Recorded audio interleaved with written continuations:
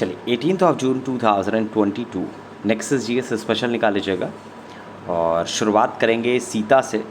तो सीता जो है कई जगह पे आता है, सीता माता भी हैं और मौर्य काल में सीता का मतलब अलग होता था। तो हमारे इतिहास में जो एंशिएंट हिस्ट्री है तो वहाँ पे सीता का मतलब क्या होता है, मौर्य काल में सीता का मतलब क्या है, ये हमारे एग्जामिनेशन में पूछा जाता है, तो हम लोग उसी के ऊपर फोकस करेंगे।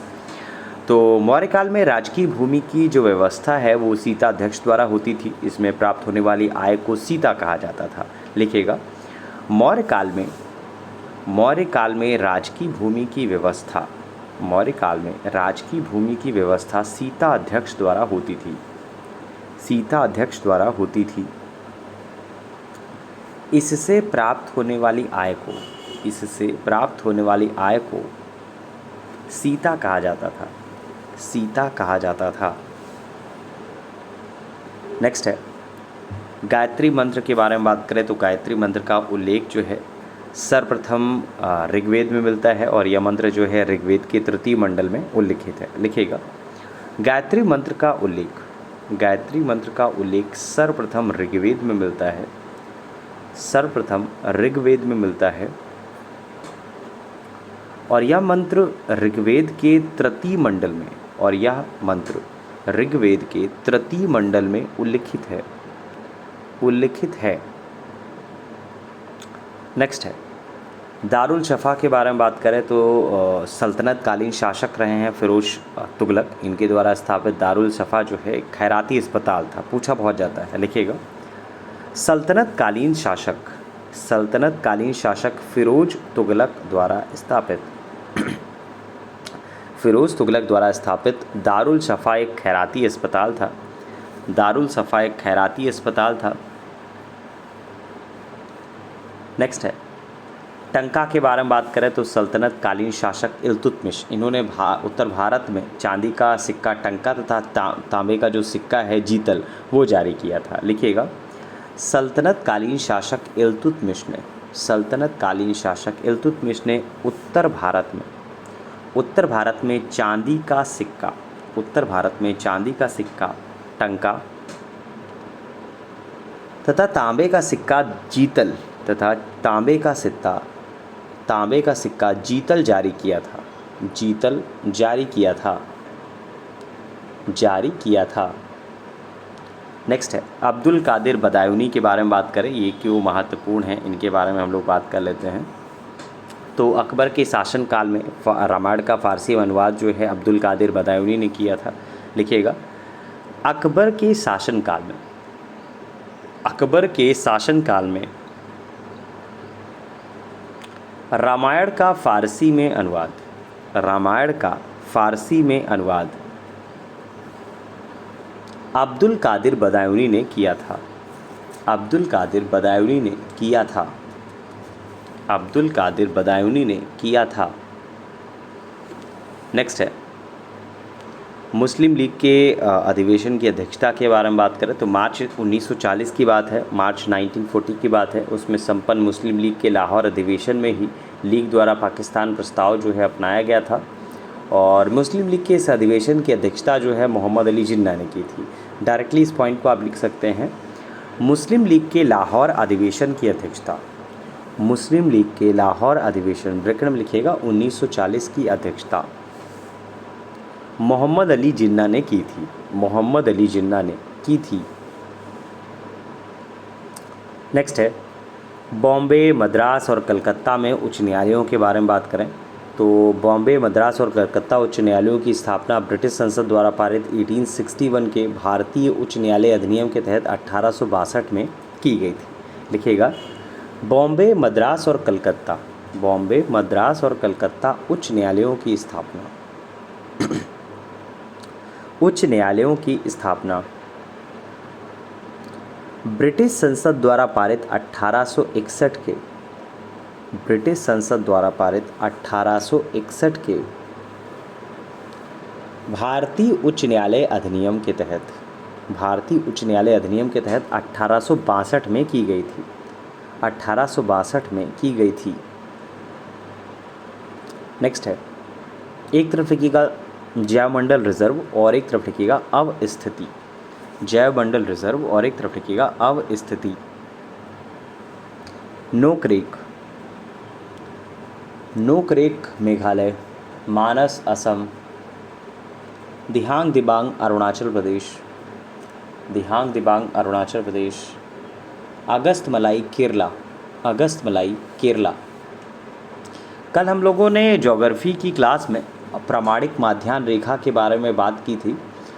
82.5 डिग्री पूर्वी देशांतर रेखा भारत की प्रामाणिक माध्याह्न रेखा कहलाती है और यह उत्तर प्रदेश के मिर्ज़ापुर से होकर गुजरती है। भारत का मानक समय जो है अंतर्राष्ट्रीय मानक समय से करीब 5.5 घंटा आगे है। कल हम लोगों ने ज्योग्राफी की क्लास में डिस्कस किया था।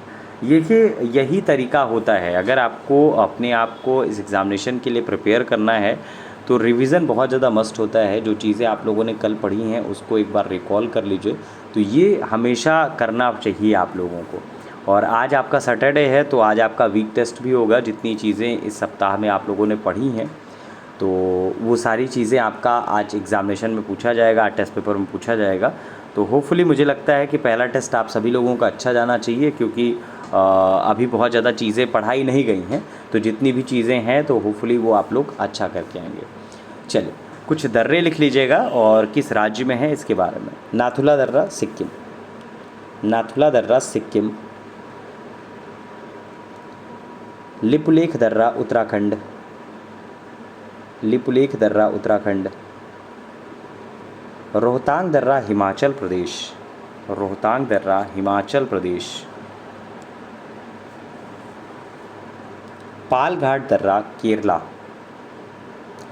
पालघाट दर्रा केरला। नेक्स्ट है, नेक्स्ट पॉइंट में लिखिएगा नाइटहुड के बारे में बात करें तो 13 अप्रैल 1919 की बात है। पंजाब के अमृतसर के जलियांवाला बाग में हुए जघन्य हत्याकांड के विरोध में सर सी शंकरन नायर ने वाइसराय की कार्यपरिषद से त्यागपत्र दे दिया था।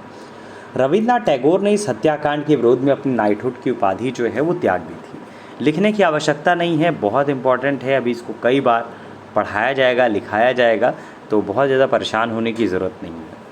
नेक्स्ट पॉइंट में लिखिएगा तिनकठिया प्रथा के बारे में बात करें तो ये तो बहुत ही ज़्यादा महत्वपूर्ण है। लगभग से हर एग्जामिनेशन में पूछा जाता है, अल्टरनेट तो पूछा ही जाता है। चंपारण में तिनकठिया प्रथा से तात्पर्य है कृषकों से 3/20 भूभाग पर नील की खेती कराए जाने से। स्थानीय कृषक राजकुमार शुक्ला के आग्रह पर महात्मा गांधी ने अप्रैल 1917 में चंपारण सत्याग्रह जो है वो प्रारंभ किया था।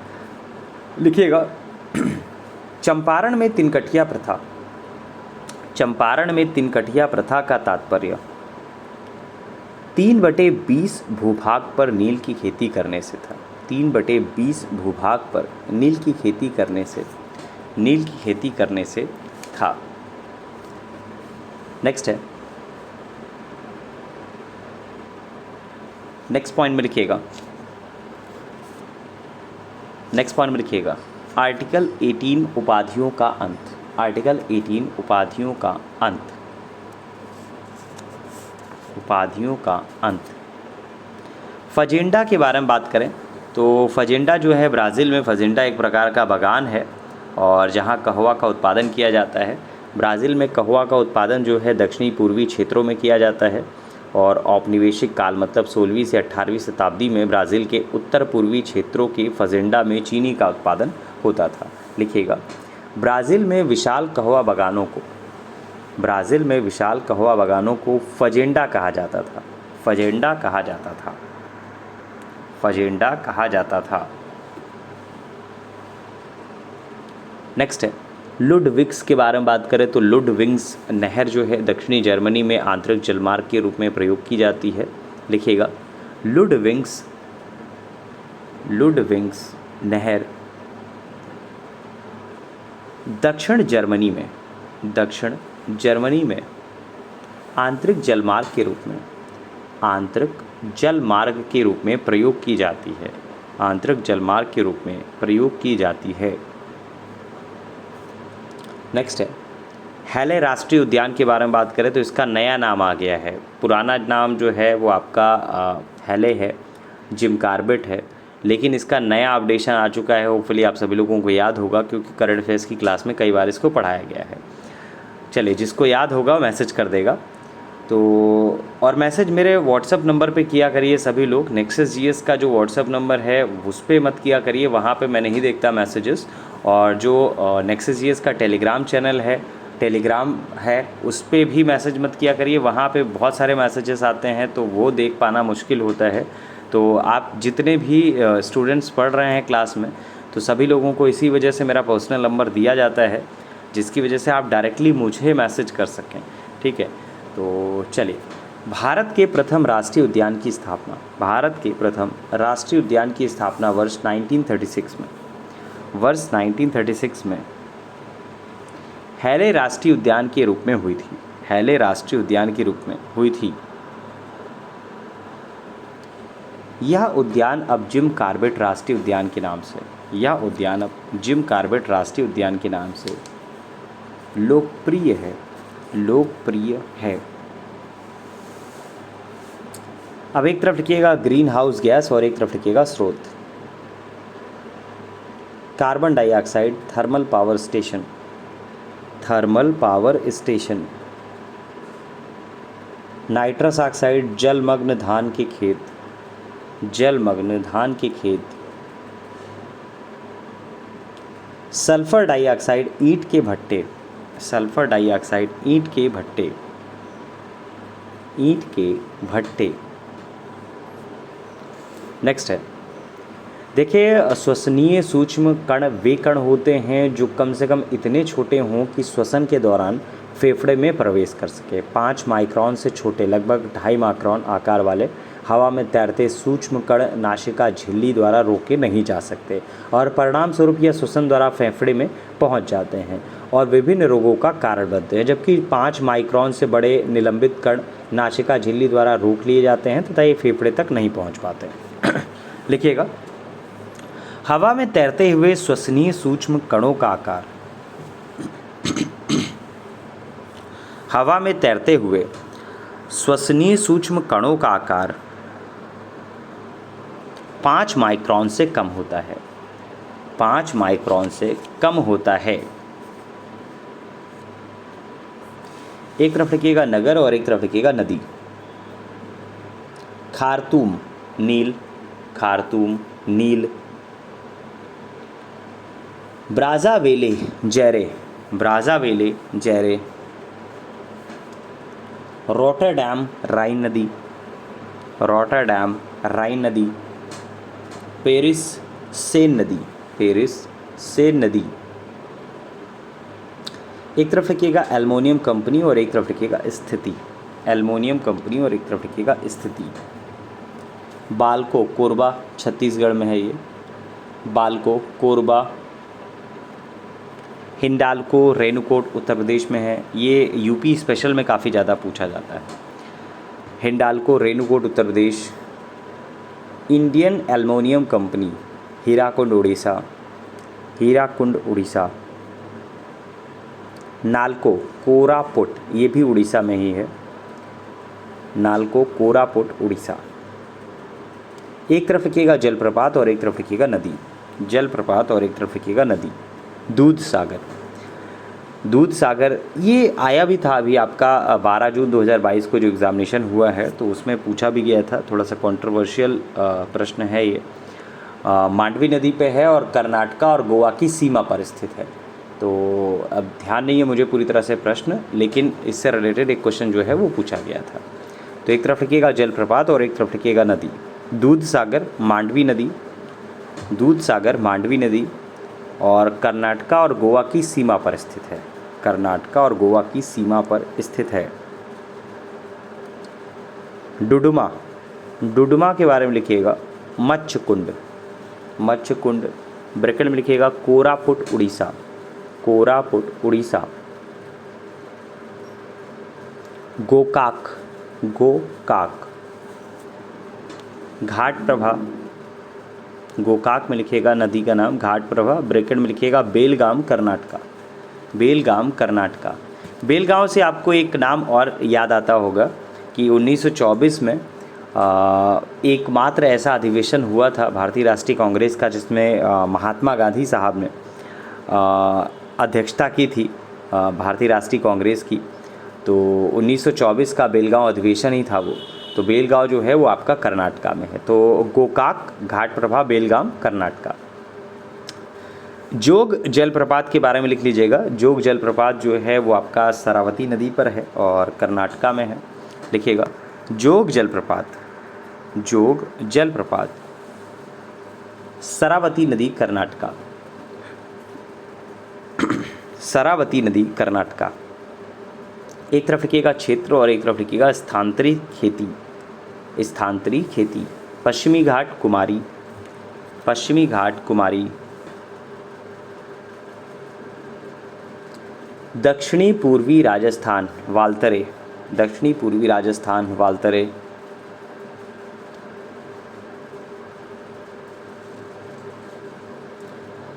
उत्तर पूर्वी भारत झूम, उत्तर पूर्वी भारत झूम।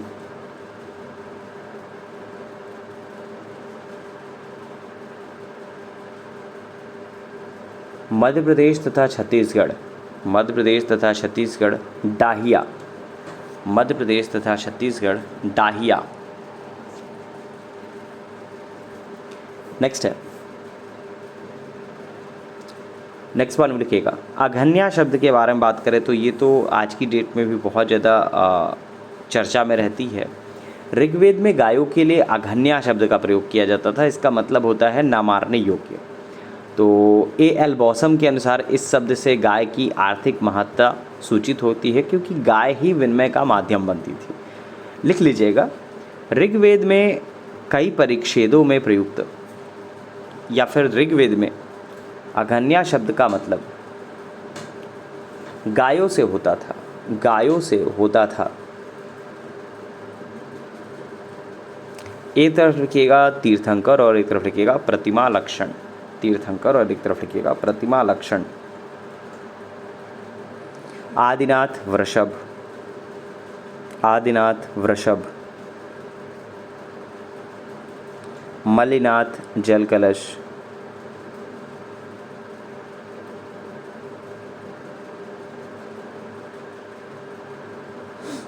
मल्लिनाथ जल कलश। पाशनाथ सर्प, संभवनाथ अश्व, संभवनाथ अश्व, संभवनाथ अश्व।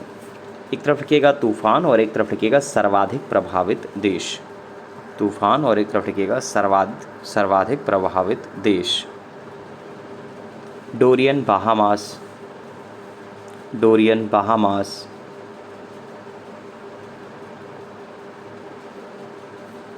हेजिबीस जापान, लेकिमा चीन,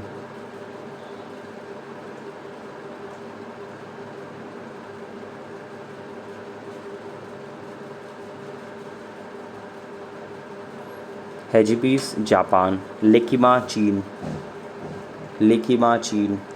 मिटाग, मिटाग जेजू दक्षिण कोरिया, जेजू दक्षिण कोरिया।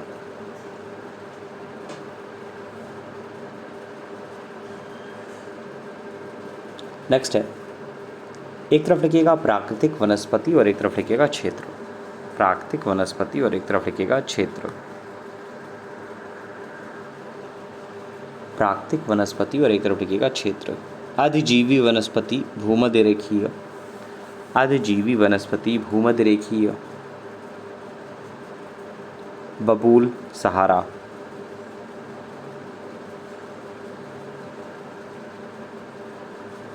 अधिजीवी वनस्पति भूमध्य रेखीय, बबूल सहारा।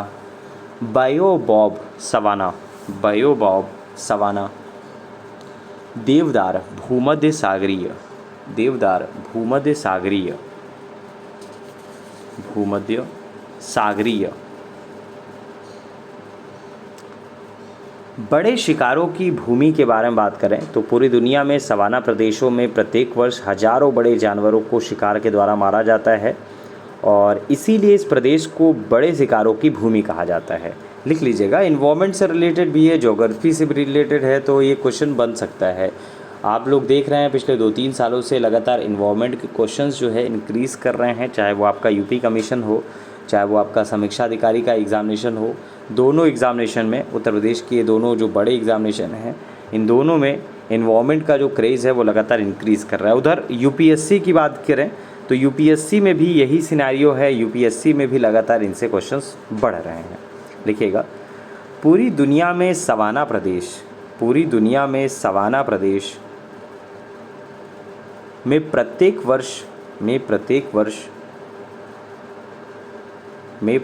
वर्ष हजारों बड़े जानवरों को शिकार के द्वारा मारा जाता है। हजारों बड़े जानवरों को शिकार के द्वारा मारा जाता है और इसीलिए इस प्रदेश को बड़े शिकारों की भूमि कहा जाता है। इसीलिए इस प्रदेश को बड़े शिकारों की भूमि कहा जाता है। बड़े शिकारों की भूमि कहा जाता है। चलिए 18 जून 2022 नेक्सस जीएस स्पेशल के लिए इतना ही।